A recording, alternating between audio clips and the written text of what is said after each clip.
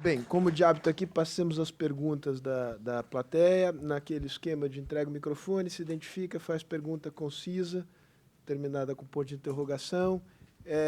Paranhos, eu tenho certeza que o Rubens vai querer falar também, então o Rubens já fala aqui ao lado. Não? Você vai me surpreender? Está. Não, começa com você, Paranhos, aí Tá o bom. Rubens fala. Obrigado. Bom, parabéns a ambas palestras. E, de fato, não podíamos esperar nada diferente. Mas o que eu pergunto, o Pedro até apontou isto, e também com a lucidez e vivência do nosso ministro Recupero, eu nunca me conformei com o fato de que o brasileiro não tem na sua cultura a facilidade, a capacidade de ser mais internacional, né? A gente sempre aponta os cases, eu fiz parte de um deles, a gente sempre fala aí, da Embraco e tal. Mas o fato é esse, quer dizer, agora nos afastando um pouquinho dessa angústia diária que tira o sono da gente, onde é que vamos parar no Brasil. Inclusive, o próprio ministro Recupero hoje dá aula na FAAP. Paranhos, desculpa a indelicadeza, vou pedir para você Não, fazer a pergunta. Vou concluir rápido, que é o seguinte. O que falta, o que seria necessário para transformar o brasileiro num empresário, num ator mais internacional? Vivemos essa crise de desindustrialização aqui no Brasil. Eu sempre defendi que a empresa vai para fora, ela vai para onde puder. Vemos hoje aqui a gente criticando, até muita gente indo para o Paraguai. Mas qual seria o caminho ideal, olhando um pouco a longo prazo ou médio, para que, de fato, a gente altere um pouco essa cultura e o brasileiro possa ser realmente mais internacional? Nós temos inúmeras empresas multinacionais do Brasil, os países todos criam essas empresas, nós temos uma dificuldade enorme.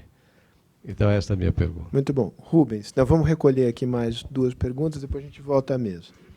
Eu vou fazer comentários rápidos, porque quando nós analisamos a área externa, tem a parte diplomática e a parte de comércio exterior, que foi bem coberta aqui. Eu vou começar pela parte de comércio exterior. Eu concordo com o embaixador Recupero quando diz que, na situação atual, é muito difícil você abrir a economia como é desejável e fazer esses acordos comerciais. Até porque a gente não pergunta para o outro se quer, né? Muita gente aqui defende um acordo com os Estados Unidos. A gente sabe que os Estados Unidos não querem fazer um acordo com o Brasil. E agora, com a União Europeia, a gente vai testar isso também. Então, na questão da influência da política externa no comércio exterior, esses problemas que foram levantados aqui estão presentes, estão reais, mas, dada a situação interna, eu acho muito difícil a gente abrir negociação séria com países sérios. Vocês viram as listas aí, são países irrelevantes. Além dos 3 ou 4 que a gente fez, estão começando a discutir com o Líbano, com a Tunísia, com uma entidade que ninguém sabe o que é a União Euroasiática. E tem o SACU também. O SACU, aliás, entrou em vigor agora, né? Mas, enfim, então, essa parte de comércio exterior é muito difícil. E a gente, conversando com o empresariado, vê do dilema que eles estão, porque eles reconheceram que o modelo faliu. Mas o que botar no lugar nessa crise que a gente está vivendo? Então, realmente, essa questão do comércio exterior teria que passar por uma profunda modificação, visando justamente o acesso à inovação, à tecnologia e a reindustrialização do Brasil, porque está tudo quebrado aí, como nós estamos vendo. Então, aí, na questão do comércio exterior, eu acho que, nesse momento de crise, há pouco a fazer. Na questão da política externa, aí eu sou um pouco mais otimista que o Recupero. Eu acho que ontem até eu escrevi um artigo sobre o déficit diplomático. Nós estamos justamente, como você falou, num déficit diplomático. Estamos sem voz no mundo, sem coisa nenhuma. Agora, se nós analisarmos a política externa do PT nesses últimos 13 anos, as prioridades são as mesmas. O que mudou foram as ênfases, na maioria delas equivocadas.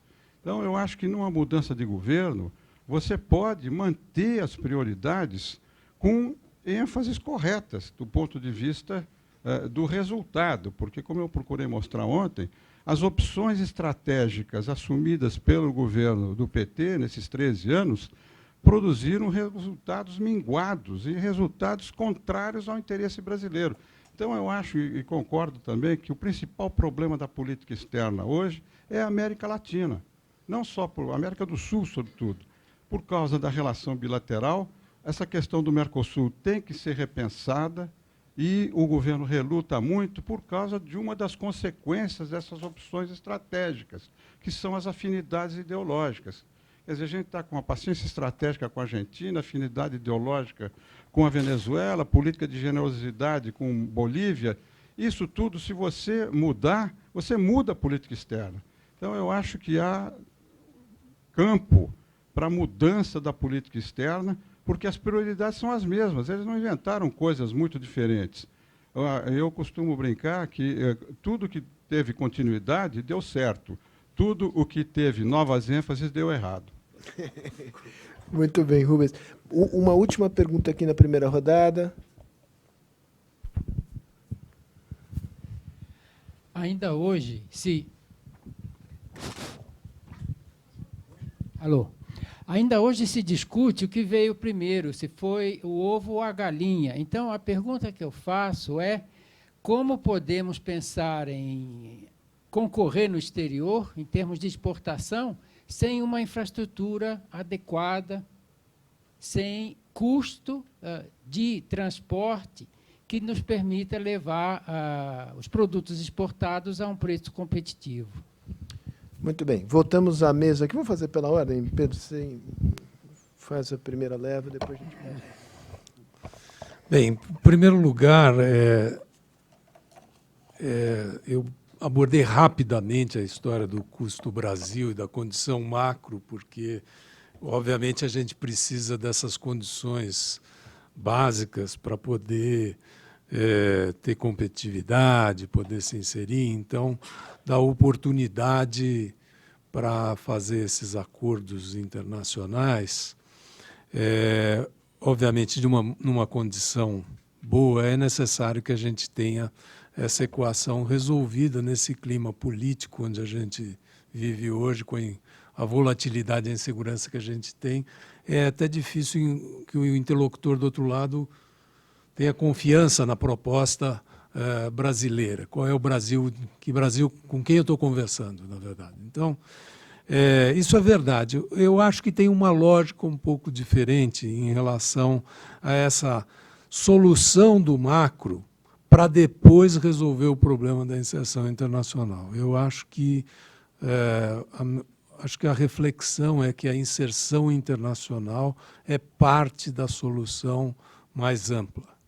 Esse dilema, essa fila indiana, na verdade, é que tem feito essa performance brilhante na nossa economia, porque nós estamos a todo momento tentando resolver todos os problemas para depois buscar a inserção. E falta uma visão.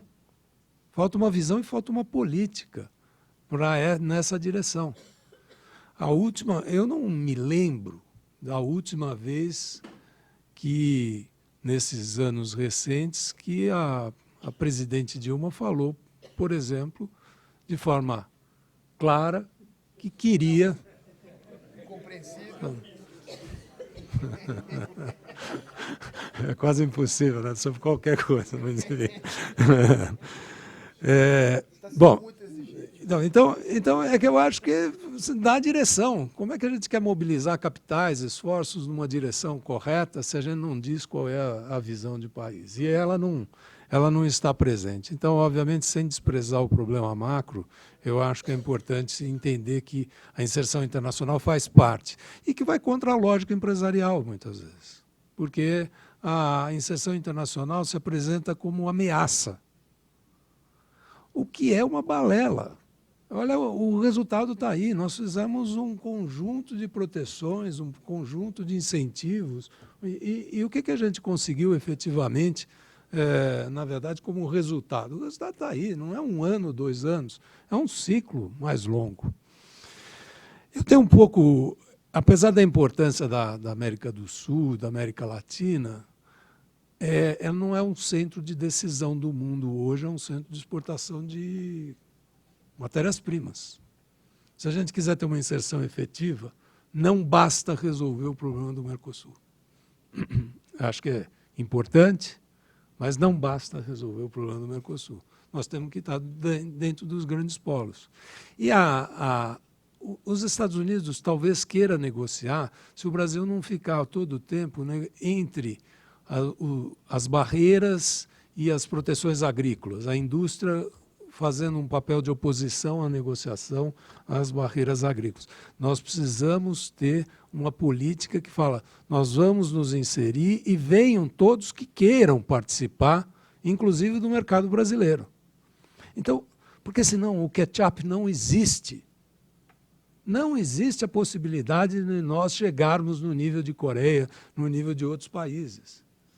A lógica precisa ser outra, o paradigma tem que ser outro. Eu acho que a gente não pode pensar com os paradigmas de como a gente vinha conduzindo até agora. Está aí o retrato, o mundo está correndo muito rápido, né?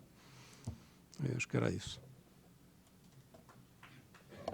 Sobre os 3 pontos que foram levantados, a internacionalização das empresas brasileiras tem uma história curiosa, que não só é diferente, como é até oposta ao do padrão.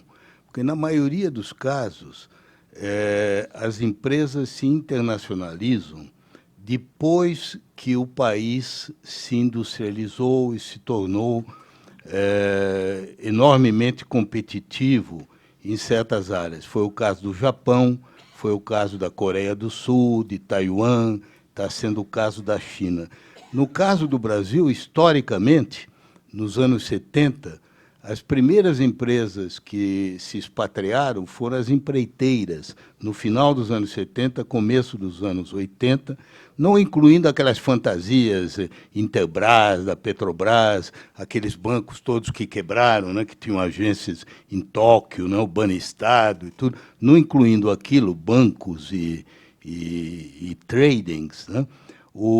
Foram as empreiteiras. As empreiteiras saíram por causa do fracasso do Brasil, porque acabou Itaipu, acabou Tucuruí, não tinha mais obras no Brasil, e eles saíram, né? Então, já aí é uma diferença. Depois, houve aquela onda da Marco Polo, das outras, das manufaturas, e eu vejo que as mais competitivas, realmente, têm procurado sobreviver pelo exterior. Como você disse, ainda não é um movimento suficientemente amplo, né?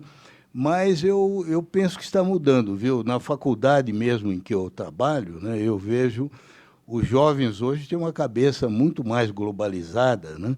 E, ao contrário, o perigo até é que muita gente se expatrie para seguir aquele conselho que o Bolívar deu na carta antes de morrer, né? "In nuestra América hay solo una cosa que hacer, emigrar", né? Então, que é uma frase que os bolivarianos, em geral, não gostam de citar. É a mesma frase, é a famosa carta em que ele diz que lutar pela união da América Latina é como arar no mar, né? Essa é sempre citada, mas a outra é essa, né? "Hay solo una cosa que hacer, emigrar", né? Que ele estava pronto, só que ele morreu antes, né? Ele chegou lá em Santa Marta, né? Mas, então, eu acho que a mentalidade hoje é mais internacionalizada, mais globalizada, né? Sobre o ponto que o Rubens disse, eu estou de pleno acordo com ele. Eu também tenho defendido, hoje eu não escrevo mais, mas quando eu escrevia artigos, eu defendia muito a ideia, primeiro, de um grande entendimento com o México. Eu acho que o primeiro passo da política latino-americana tem que ser um entendimento brasileiro com o México, não para excluir os outros, não para subordinar os outros, mas porque são os dois países de maior peso específico, de maior tamanho, de maior economia, e que, além do mais, são países que têm esferas de ação complementares. O México pode ajudar muito na América Central, que vai ser um problema muito grande nos anos futuros, ela está se deteriorando muito, né? Então, naqueles países todos, e com mais união de todos. Eu não excluiria ninguém, acho que todos deveriam participar ativamente, e há espaço para tentar uma conciliação, dar ênfase mais ao que nos une do que essas questiúnculas, né? Agora, sobre a questão do comércio exterior, eu queria aqui deixar apenas mais uma inquietação, porque eu mesmo confesso que não tenho muita certeza do que estará acontecendo. Mas eu vou dizer a vocês o seguinte, o Brasil, vocês sabem, é um país muito atrasado em matéria de ideias, né? E aqui as coisas chegam com retardo. No retardamento, aquela famosa frase do Milor, né? Quando uma ideologia fica velhinha, bem velhinha, ela vem morar no Brasil, né? Mas é tudo, né? É também a história de que as pessoas têm pouca informação, né? Então, nós todos, eu me incluo nesse grupo, estamos ainda pensando que a expansão do comércio internacional vai continuar como foi nesses últimos 40 anos, né? E que, portanto, a melhor forma de se desenvolver é através das exportações. Isso parecia uma verdade do Evangelho, né?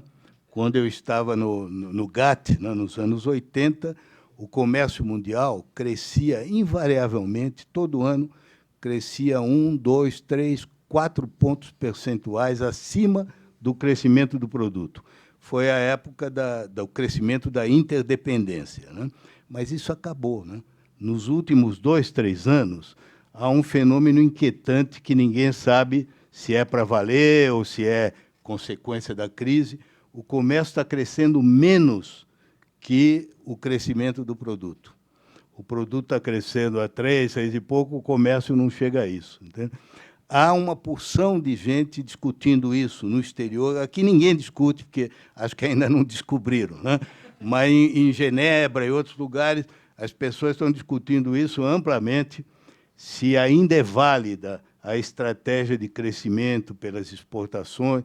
Isso está um pouco conexo àquela outra tese que é muito discutida por economistas americanos, sobretudo da estagnação secular, né? Da estagnação secular, que o crescimento das economias industriais está cada vez menor. A tendência da maioria das pessoas, e eu me incluo também nisso, é que nós achamos sempre que as crises são intervalos na normalidade, que depois você volta ao que era antes. Mas o passado nunca volta, né? Essa que é a verdade. Nunca se volta ao que era antes. Então, nós estamos sempre achando que, em algum momento, essa crise interminável vai acabar, nós vamos voltar como era antes, o comércio vai crescer 7%, 8% e tal, e aí volta a ser verdadeiro isso.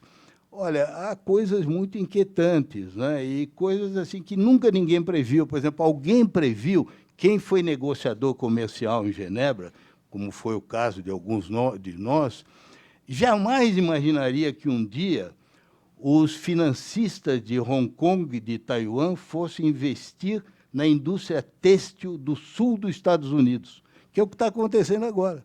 É uma coisa inimaginável.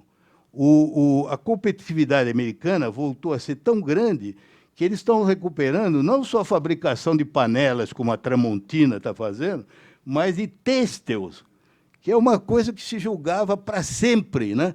Perdida no mundo industrializado, né?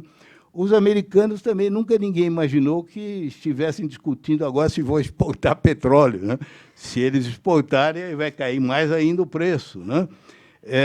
Outra coisa que ninguém imaginou que pudesse acontecer é que a China, você sabe, você falou em cadeias, né? É verdade, mas a China, que já teve quase 60% de insumos importados, agora baixou para 30%, porque eles estão fabricando dentro. Uma das razões da queda, e há muitos sinais inquietantes, né? Por exemplo, os fretes aéreos de Pequim, de Xangai, a Seattle e a Los Angeles, que são indicadores muito precisos do crescimento do comércio de manufatura de grande valor, estão caindo há muito tempo, há mais de 1 ano e meio. Os fretes marítimos da China para o norte da Europa, quer dizer, de Hamburgo, estão caindo também há muito tempo. É a primeira vez na história desse pós-guerra que o volume do comércio mundial começa a se contrair, né? Então, até que ponto isso vai acontecer, vai se consolidar? Ninguém sabe. É como a história da estagnação secular. Mas é um ponto de interrogação, porque nós estamos jogando. Eu devo dizer até a você que eu me sinto um pouco aliviado, porque se isso acontecer, o Brasil nunca foi bom em comércio, entende? A verdade é que, se o mundo depender de ser bom em comércio, nós estamos mal, viu? No século XIX nós fomos mal, no século XX, nós não somos um país vocacionado para o comércio. E, em parte, você sabe, é para responder a uma outra questão que foi colocada aqui, é que nós somos um país continental, nós somos um país monstro, muito grande, né? Vocês viram que, mesmo quando ele mostrou aqui, o Brasil tem 11%, os Estados Unidos tem 15%. Os Estados Unidos tem 15% agora, porque até 20, 30 anos atrás tinha muito menos que isso, né? Os Estados Unidos sempre foi um país, basicamente, que cresceu com o seu próprio mercado, né? Eles tinham, é claro, um comércio internacional muito grande, mas, como todo país continental, ele dependia mais daquilo que o Aldo Ferreira dizia, viver con lo nuestro, né? Vocês veem uma coisa interessante, todo mundo hoje fala em BRICS, essa história aí, que, na minha opinião, é um plágio que esse homem fez, porque quem inventou esse conceito, na verdade, com muito mais riqueza, foi o Kennan. O Kennan tem um livro que é o penúltimo, o antepenúltimo dele, antes de morrer com 102 anos, né? Chamava Around the Cragged Hill, que é dos anos 80, ainda a União Soviética existia. E, nesse livro, ele cria um conceito que ele só aplica à política, que é o conceito dos monster countries, os países monstros, que são os países que têm uma enorme heterogeneidade, porque eles são a combinação de um território continental com uma população gigantesca. Tem que ter as duas coisas. Se tiver só território, como o Canadá e a Austrália, não vale. Se tiver só população, como a Indonésia ou o Japão, também não vale. Tem que ser território com muita gente, porque isso cria a heterogeneidade. Ele aplica isso apenas a 5 países, que eram a União Soviética, os Estados Unidos, a China, a Índia e o Brasil. Só os 5. E, para ele, não é um elogio, é o contrário. Ele era muito pessimista sobre os Estados Unidos, né? Ele achava que a democracia dificilmente aguenta o desafio da heterogeneidade nessa dimensão. E ele era pessimista sobre o destino da democracia nos Estados Unidos. Ele era, como vocês sabem, muito calvinista, tinha uma visão pessimista do homem. E, na época, quando ele escreveu, todo mundo ria. Hoje a gente vê a democracia americana não está lá muito bem das pernas, né? E, em parte, um pouco pelo que ele dizia, né? Da heterogeneidade, né? Da visão diferente, né? Agora, uma coisa interessante, ele nunca aplicou isso ao comércio, à economia, porque ele não se interessava por isso, né? Ele achava, como Napoleão, que a intendência segue, né? A economia era uma coisa que ele desprezava, né? Mas você aplicando esse conceito, você vê uma coisa curiosa. Tirando a China, que é um caso absolutamente único, todos os outros são países de pequena inserção no mundo. A Rússia só se insere pelo gás e pelo petróleo. A Índia, embora tenha, o Roberto conhece bem, tem essas pretensões todas, mas em manufatura está muito baixo. O que a Índia está exportando é hindus, que estão em toda parte, né? Hoje, né? Nos Estados Unidos, eles estão exportando com grande êxito. Né? Farid Zakaria, todo mundo, CEO, os hindus estão exportando hindus e serviços de software, essas coisas. Manufatura, muito pouco. Eles ainda dizem que vão ceder à China, mas ninguém vê isso. Eu tenho minhas dúvidas, né? A Índia também não consegue, né? O Brasil é o que é, né? Então, a gente vê que esses grandes países são mais complicados. É difícil, por exemplo, mesmo para os europeus que têm aqueles sonhos de integração, ninguém nunca sonhou em integrar a Rússia, porque a Rússia dá indigestão, né? Mesmo a Rússia sem a União Soviética, é 17 milhões de quilômetros quadrados, com 100 nacionalidades diferentes. Como é que você integra isso, né? Quer dizer, se você não tem capacidade nem de integrar aquele... Então, esses países são universos em si mesmos, né? São muito complicados.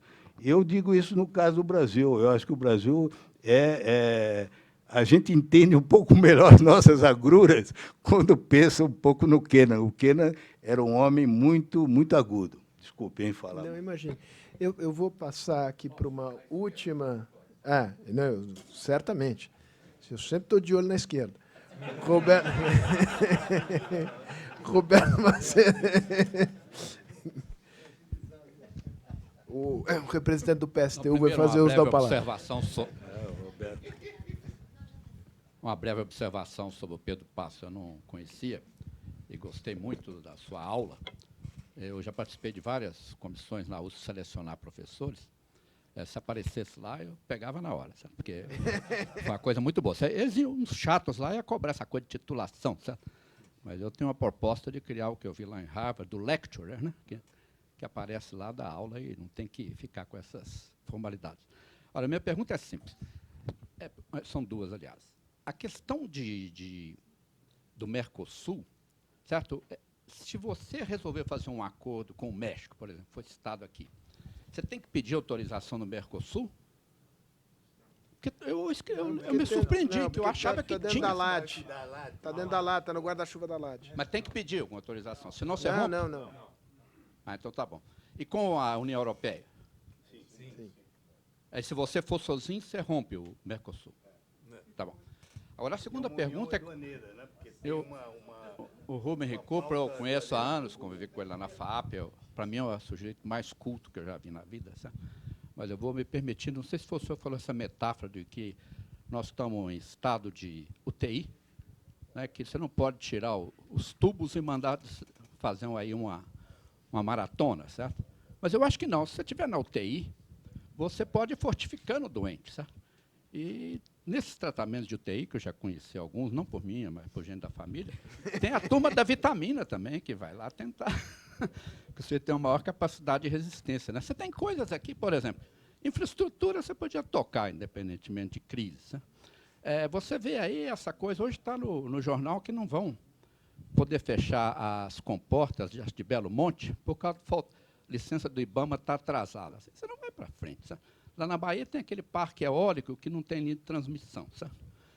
Tem a transposição do São Francisco que ninguém faz nada. Sabe? Não resolve essa coisa.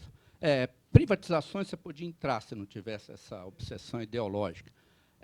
As concessões é tudo atrasado, certo? Então acho que está faltando aí aqueles médicos que lidam mais com a condição do paciente, certo? Não se trata de tirar os tubos, que realmente nós estamos numa situação entubada, certo? Mas é preciso fortalecer o doente. Eu vou reforçar, a gente tem que encerrar aqui, já são 7h15. Eu vou abusar aqui da minha prerrogativa, eu queria marcar esse ponto. Porque eu acho muito perigoso o argumento das pré-condições. Eu acho que o Pedro foi muito feliz ao dizer isso. E acho que tem um precedente no caso brasileiro. Eu acho que se cristalizou uma visão do que foi feito em termos de abertura no governo Collor, por mais que eu não goste do personagem, que é um equívoco. Né? Nós fizemos o que deveríamos ter feito. O que nós fizemos naquele momento? Nós desmontamos de uma vez só os controles administrativos e nós estabelecemos, amarrados ao Mercosul, um cronograma de desgravação tarifária gradual, e aquilo deu disciplina e rumo. Porque se a gente ficar com essa história que enquanto nós não tivermos as pré-condições perfeitas, nós não podemos abrir, desculpa falar, mas isto é a retórica dos setores empresariais, conservadores e corporativos que mandam no Brasil há mais de 50 anos. Então, francamente, eu acho que não é razoável a gente bater bumbo em torno dessa ideia. Eu acho muito interessante a discussão que o ministro Recupero levantou aqui, mas confesso que também receio da interpretação que se possa fazer dela. Porque ainda que o comércio internacional venha a crescer menos daqui para frente, vai ser mais difícil para nós ampliarmos o nosso espaço. Mas nós encolhemos de tal maneira o nosso espaço nos últimos 20, 25 anos, que nós estamos lagging behind.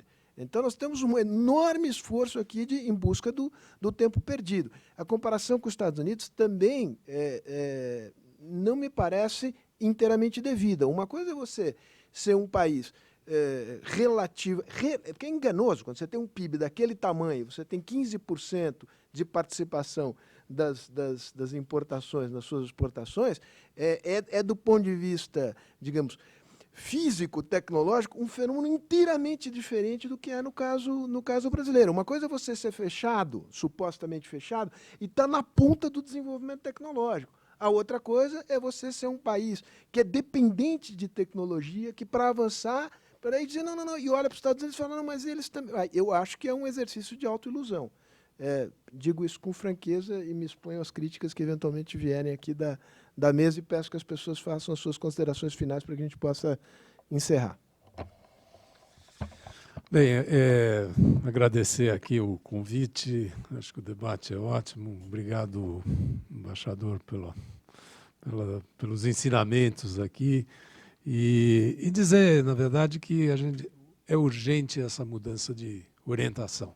A gente precisa ter o sinal na direção correta, porque nós temos, e a sua pergunta vem a propósito, nós temos grupos empresariais muito competentes, que sabem operar fora do país, operam em condições de igualdade fora do país. A gente tem setores como o setor agrícola, que demonstrou que tem competência para se integrar. Então, precisamos dessa direção. E uma direção de que é uma agenda dura, porque a gente percebe que tem um certo temor de avançar nessa direção. Mas eu acho importante porque acho que não tem muitas outras alternativas. Também concordo com o embaixador que tem muito desconhecido nesse tema, seja do novo normal, do crescimento, do comércio internacional que está caindo, mas também a gente conhece poucos impactos da tecnologia da informação e da sua fragmentação, na verdade, nos sistemas de produção do mundo. Na verdade, hoje, nós podemos comandar fábricas de qualquer ponto do mundo, centralizar a inteligência, possivelmente. Então, tem muitas coisas ainda que a gente não conhece os impactos. Então, mas se ficarmos fora desse movimento, aí a previsão é triste. Então, muito obrigado.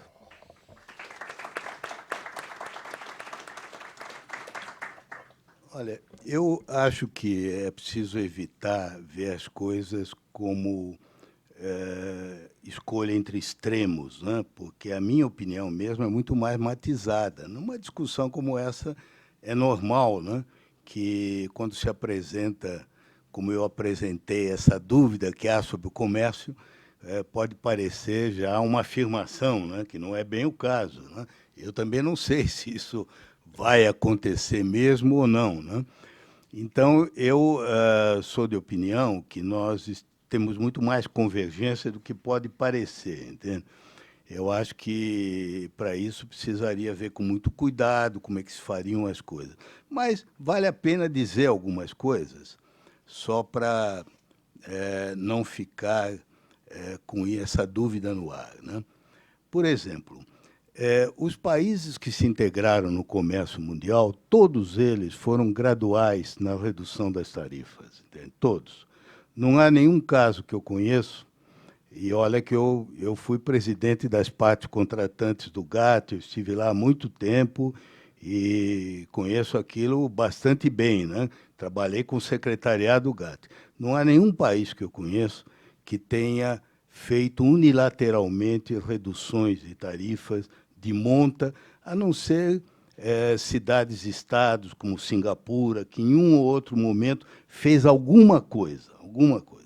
Os asiáticos, ao contrário, são notáveis pela parcimônia com que eles avançam, né? Eles avançam negociando de unhas e dentes cada concessão. E eles só fazem isso à medida que eles vão se fortalecendo e têm condições de enfrentar realmente a competição do exterior. E isso se aplica, além de tudo, e sobretudo à China. A China é um país extraordinariamente habilidoso em enganar todo mundo, em usar fraude, para tudo, né? Financiamento, subsídio escondido, né? Então, para quem é negociador comercial, essas coisas são um pouco uma ingenuidade, entende? Porque a negociação comercial é uma coisa duríssima, duríssima. Os americanos te bebem o sangue, né, em tudo, não te dão nada. Eles começam dizendo que eles não entram para conceder nada, porque já é o mercado mais aberto do mundo, os outros é que têm que conceder alguma coisa para continuar a ter acesso ao mercado americano. Começa assim, entende? O dia a dia do negociador não tem nada a ver com isso, entende? Mas nem nada a ver com isso. Entende? Eu ouvi de um negociador americano, que era o chief negotiator deles, né, o Rufus Yoxa, essa seguinte história, que quando Moisés desceu do Sinai e leu aquela tábua, né, com os 10 mandamentos, tinha lá uns negociadores comerciais, né, que estavam lá no... E disseram assim, isso tudo está muito bem, mas onde é que está a cláusula de exceção? Porque o negociador comercial é isso, é um sujeito assim como é o Eduardo Cunha e tal. Ele não está lá para... Ele não está lá pelos teus belos olhos. Já resolvi aqui. Criamos o USTR brasileiro e nomeamos o Cunha como representante do comércio. É uma luta ranhida, eu sei porque eu tive que sentar daquele lado, entende? Não se dá nada sem ter alguma coisa, entende? É muito difícil. Eu até conto aqui uma anedota que aconteceu comigo, uma verdade, né? Quando eu fui indicado para ser embaixador em Washington, eu estava em Genebra. E, naquele ano, eu era presidente das partes contratantes do GATT, que era o cargo mais alto do GATT. Não era o mais importante, mas era o mais alto. O mais importante era presidente do conselho, que eu tinha sido antes. Então, eu fui para Washington e eu conheci a Carla Hills, que era a United States Trade Representative. Antecessora do Cunha. E a primeira pessoa que eu fui ver, depois de entregar credenciais ao presidente Bush pai, foi ela, né? E eu estava aliviado, porque o Collor, aqui, de uma penada, tinha acabado com o anexo C da CASEX, tinha liquidado, digamos, 92% do que os americanos se queixavam no Brasil, ele tinha dado de mão beijada, né? Foi uma grande concessão unilateral, hein? Não pediu nada em troca. Aí eu cheguei e achei que ia ser um alívio, ia ser uma beleza a minha audiência. Cheguei lá, ela me fez um lecture de meia hora falando sobre aqueles 8% que o Brasil não tinha aberto. Entende? Só assim, não disse uma palavra sobre o Collor, não elogiou, nada. E dizendo que vocês estão dando tiro no próprio pé, é um país que não sabe ver o seu próprio interesse, e que o David Ricardo já ensinava, e o Adam Smith. Quando ela terminou, eu ouvi, eu disse assim, Mrs. Hills, eu só vou lhe fazer uma pergunta, se a senhora me der uma boa resposta, eu vou me embora, nem vou discutir, né? A senhora podia me indicar qual é a página do David Ricardo, ou qual é o capítulo em que ele excetua o Frozen Concentrate Orange Juice, desses belos princípios, né, que a senhora está me dizendo? Aí ela riu, como todo mundo, diz assim, aqui, quando se trata de Orange Juice, o que conta é a bancada da Flórida. Não é... E é assim, entende? Eles são assim, os ingleses são assim, os americanos são assim, os japoneses são assim, todo mundo é assim, entende? E o Congresso é assim. Se você quiser, o presidente, ele foi presidente 8 anos, sabe melhor do que eu, que essas coisas que vocês estavam falando aqui são irrealizáveis, entende? Por exemplo, você falou de bens intermediários. Sabe o que significaria isso? Liquidar a siderurgia e a petroquímica brasileira. Quem é que vai ter, digamos, coragem de fazer? Você liquida o polo petroquímico, o polo de Camaçari, aqui de Paulínia, do Rio Grande do Sul, do Rio de Janeiro. Você aguenta a mão com os operários que vão ser colocados na rua, entende? Então, ela está fazendo isso por outros caminhos, né? Por outros caminhos, diabolicamente, né? Diriam os conspiradores, né? Que ela encontrou o único caminho de fazer isso, né? Porque você chega lá, quer dizer, o que eu queria dizer, falando mais seriamente, é que o país tem uma história, entende? Nós pode ser que tenhamos tomado um caminho inteiramente errado, mas isso que nós estamos falando vem do Getúlio Vargas dos anos 30. Né? Nós temos aí 80 anos de história. Você não pode chegar e, de repente, dizer, olha, agora a indústria automobilística foi um grande equívoco, né? Vamos começar tudo de novo. Né? Não dá. O país as coisas são mais, digamos, a realidade exige que você chegue lá com caminhos que eu concordo que deve incluir isso, competição, abrir cada vez mais, qualquer favor que se der tem que ser limitado no tempo, tem que haver contrapartida em matéria de eficácia de exportação, como os asiáticos fizeram. Né? Mas é só para dizer que as coisas são mais complexas do que parecem, entende? Não é assim tão simples como se pensa. Né? E agora, então, seria impossível. Né?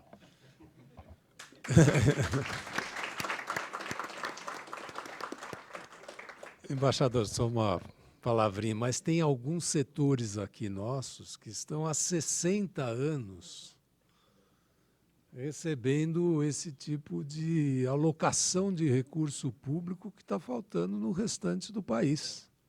Né? E com isso tem muita gente prejudicada do outro lado. Né? Essa informação não chega, talvez, de uma forma ampla, mas, infelizmente, tem excesso de benefícios aí, porque não é possível que altamente regressivos, né, com todo tipo de. Então, não pode fazer com tratamento de choque. Não, eu concordo. O que o presidente estava tentando fazer uma construção gradual, né? Mas Choque não dá. não, embaixador, é verdade que não pode ser com choque, mas precisa ter direção, né? Rumo, né? Rumo. Se a gente puder ter a tarifa média dos outros países nos próximos 10 anos, mas pelo menos isso dá uma direção. Né? Eu acho que tem que ser consistente nessa parte. E não vamos esquecer da política macro, quer dizer, nós podemos trocar devagarzinho, mas com sentido de direção, tarifa por câmbio. Quer dizer, um dos nossos problemas aqui foi uma tendência recorrente de apreciação cambial. A gente precisa aprender a lidar. Não é tudo, mas é uma parte do problema. É muito melhor, do ponto de vista do país, da sociedade brasileira, você ter um câmbio mais competitivo e tarifa gradualmente mais baixa. Porque, digamos, respeitar a história do país, enfim, até por amor. Mas ficar preso à história do país nos impede de caminhar para o futuro.